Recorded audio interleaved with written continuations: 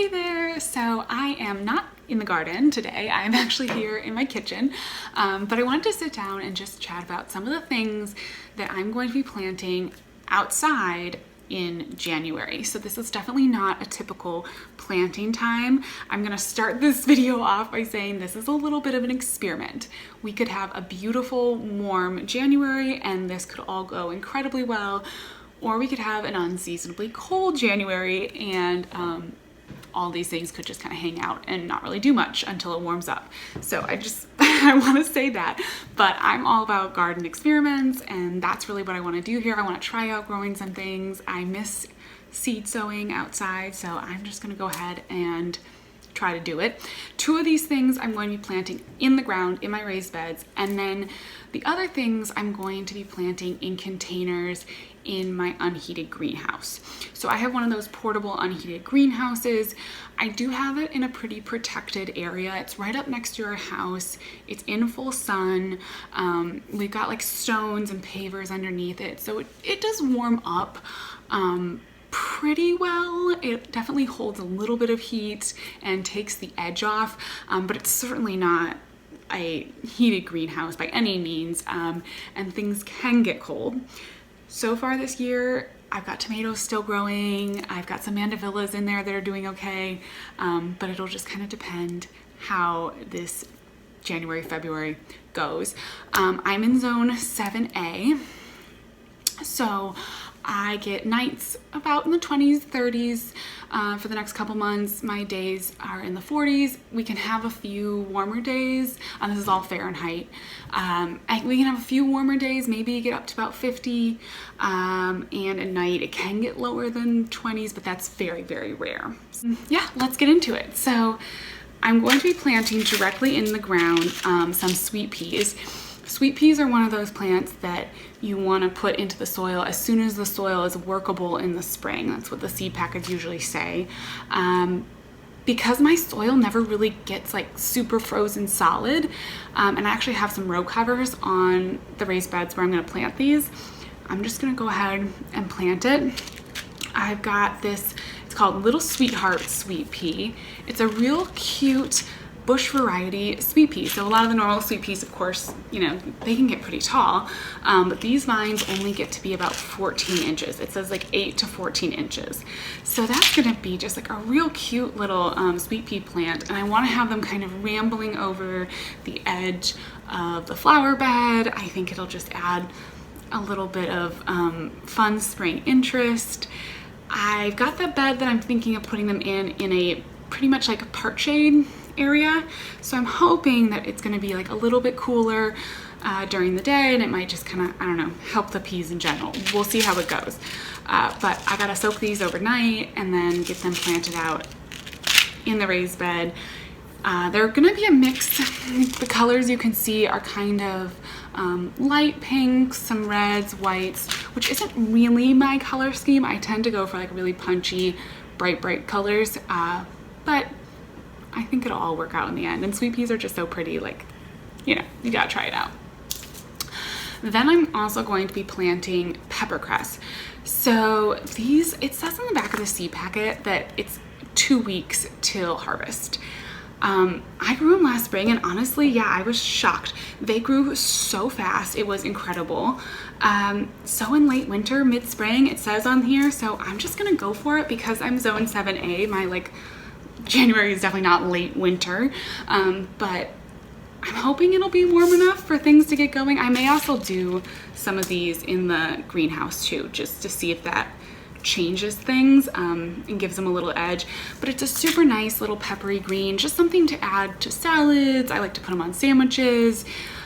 Just got that nice little kind of peppery taste like the name suggests, and something fun to grow this time of year. So then I'm going to also do a few containers in the unheated greenhouse, and those are going to have some peas in them and some of these other things. So I have some grow bags. They're just about like 1 gallon grow bags, and I really love growing peas in them. In the fall garden, I did one grow bag full of peas, and it worked so well. I find that the thing with grow bags, especially if you use the smaller ones and you move them around a lot, is that the soil can kind of shift. So, you know, with your typical terracotta pot, you pick it up and you move it, and the soil, like unless you drop it, the soil doesn't really move around. But a soil bag is fabric, and if you aren't supporting the base completely levelly, then it can move around. But with a nice big seedling, like pea seedling, it just, you know, you just push things back together if you need to, and the seedlings are pretty hardy. So super good for that kind of situation. I'm gonna do bush varieties for my peas too. So I have a little marble garden pea and a Tom Thumb pea. And so those are going to only have, like, again, the shorter vines. They don't need any supports or anything like that. They really bloom like crazy. You get a decent harvest. This is definitely not a production situation. I'm mostly making these containers for just looks, you know, for them to be cute and have a couple little garden snacks. I am not like a major food production grower, although I do have some pretty nice harvests. They do come in, and we do eat a lot out of the garden, but the focus is not mass production. So these peas containers are definitely just kind of for fun and to have a few little snacks here and there. Then I'm going to do a couple containers of radishes. So I personally don't love radishes that much. I know it's kind of one of those things, like some people love them, some people don't. My husband does really like radishes, so I try to grow some for him. And I have been hit or miss with getting good radishes, usually because it does warm up too fast. Here in Virginia, it gets so warm quickly, like by May we're full on heat. So I thought, you know, I'll try them in the unheated greenhouse. If that gives them enough warmth to sprout, that would be amazing. And then hopefully, you know, I'll actually get a harvest without them just becoming a bunch of greens. So I have a French breakfast radish, kind of like the classic, and cherry bell radishes. So just two really classic radish varieties. And I'm just trying to get some radishes to really grow. So we'll see. And I'll have time, at least. You know, that's one thing about starting seeds in January, is if things don't work, there's definitely time to go back and do another succession. Anyways, it's probably a good idea to do a few successions of some of these things. The other things I'm going to do are greens. So I have a few different greens here. I have just a mesclun mix, and in the greenhouse, I've got a big grow bag where I've got garlic growing. I know that with garlic, you don't want to have a ton of things growing around them. They need their space, they need their food. But I do have such a tiny garden that I try to maximize every last inch of the garden. So my thought with this is I'll just sprinkle a little bit over the area where there's, you know, space between the garlic plants, and then as soon as they grow up to the size of baby greens, I'll just harvest the whole thing, roots and all, so that they don't end up choking out the garlic or causing an issue there. But I'll at least be able to use that space kind of in a second way. Lettuce seedlings do not have an intense root system, so I'm hoping that it won't cause any issues, and by the time the garlic is really growing, I won't have anything in there to interfere with them. So that's kind of a little bit of, again, this is all an experiment, but that's kind of my thought process with that. Then I'm going to be doing some arugula. Arugula is my absolute favorite green. I love it in sandwiches, I love it in wraps, salads, you can saute it, like it's just so versatile. So I'm going to do a couple containers of arugula. I've got a bunch of arugula out there right now actually that's doing really well, so this is kind of just like another succession. Arugula is one of the most consistent plants for me. Like, it sprouts the quickest, it grows just super well. I don't know if it's because I like it and so somehow that translates to me taking better care of it, or it's just a perfect crop for my area, or maybe it's just super easy in general. I don't know, but I always have really good success with it. This is just a basic arugula variety. It's supposed to be cold hardy and easy to grow. We love that. I have a ton of arugula seeds because I do like it so much that I always end up ordering packs of arugula. I may try to do some microgreens. I got one of those little microgreen trays last year and I sort of started it, but I didn't really like fully commit. And so maybe this winter, I think it might be fun to try again with arugula, like my favorite thing, and just, you know, try to like do some microgreens. So I may do that. That's definitely another thing I'm thinking of for this month. So 2 other lettuces I'm going to do in containers. I have a red iceberg. I really just pulled out the seed pack because I wanted some of that like red foliage color. I thought it'd be pretty. Iceberg lettuce seems like such a grocery store like vegetable to me, and I know like all food is food, but it's just something that you think of in the grocery store, not necessarily in the home garden. At least I do. So it's intriguing to me. I want to try it out and see how it grows. I actually do like the taste of iceberg lettuce, so this should be fun. We'll see. Hopefully, again, it'll be warm enough that they'll sprout and do some things. And then I have this old pack of Butter King lettuce. Butter King lettuce has been a little hit or miss for me. I've had a little bit of trouble sometimes with the germination. Again, it's always like, is it conditions or is it the seeds? But these are starting to get old, so I definitely need to use them. And I love Butter King lettuce. I love that like really soft texture of it. I just think it's a super nice lettuce for salad or like making lettuce wraps, you know, like little cups. It's an amazing lettuce for that. So going to give it a try. Going to try to just use up these seeds. I've had them since 2019, so you know they need to be used. And then the last thing I'm going to start was this packet. I actually just got this in the mail the other day. It's the Mizuna. And I don't know a whole lot about this, except for that it says it can handle both extreme heat and extreme cold. It's kind of like a mustard type green, I think. So I'm excited. If I get this started, I'm thinking I could keep it going even once it warms up in the spring. And it's just got such a pretty color, like these stems. I think it would be a really pretty green to both add to salads, but also just to have out in the garden in containers. So I'm excited to get that started.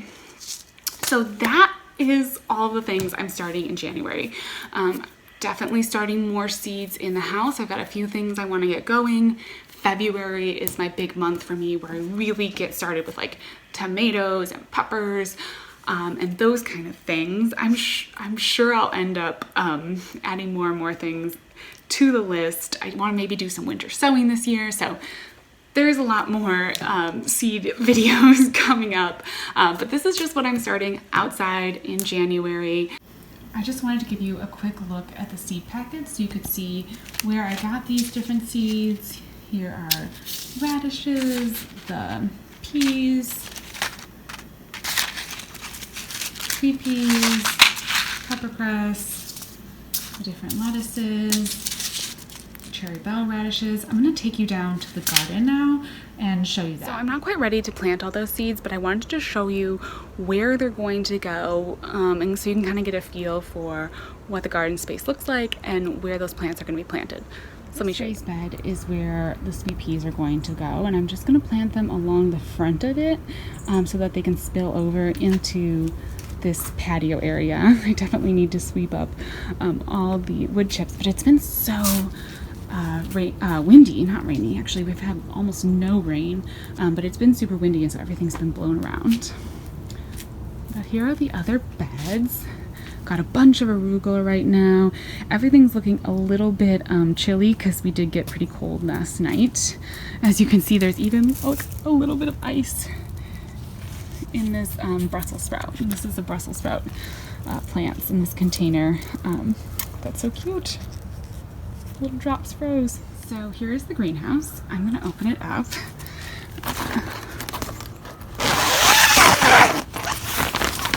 And inside here you can see, let me get inside. It's definitely staying warmer. It's probably about 32 degrees outside, and in here it's just about 50. So that's a pretty big difference. It's not even that sunny today, so I'm actually really happy to see that. I've got my mandevillas that are still hanging in there. They are looking, you know, a little bit damaged, but they're doing okay so far. And then tomato, again, like not perfect, but still alive. Cilantro, this is an alyssum. This squirrels have gotten in here. Shoot. And then I've got garlic, and these are some eucalyptus, and I've got space for my other things that I'm going to seed start. You'll see these little pieces of soap. This is to help keep the squirrels out, although it didn't work in that one. There's something in this container. I guess, oh, there we go. I guess that's what's in this container. Because this poor little alyssum plant has been dug up so many times, and I feel so bad for it. I need to just get, I guess, chicken wire or something and just cover it. Usually the soap keeps them out, but I have watered it a few times and you can see the soap starts to kind of, I don't know, lose its potency, I guess. So I gotta remember to come out and redo that. But yeah, this is the greenhouse space. We've got shelves over here as well. And yeah, I'm excited to fill it up with all of those seeds. So thank you so much for watching this, and definitely stay tuned because there's going to be a lot more seed starting happening here. I'll talk to you later. Bye-bye.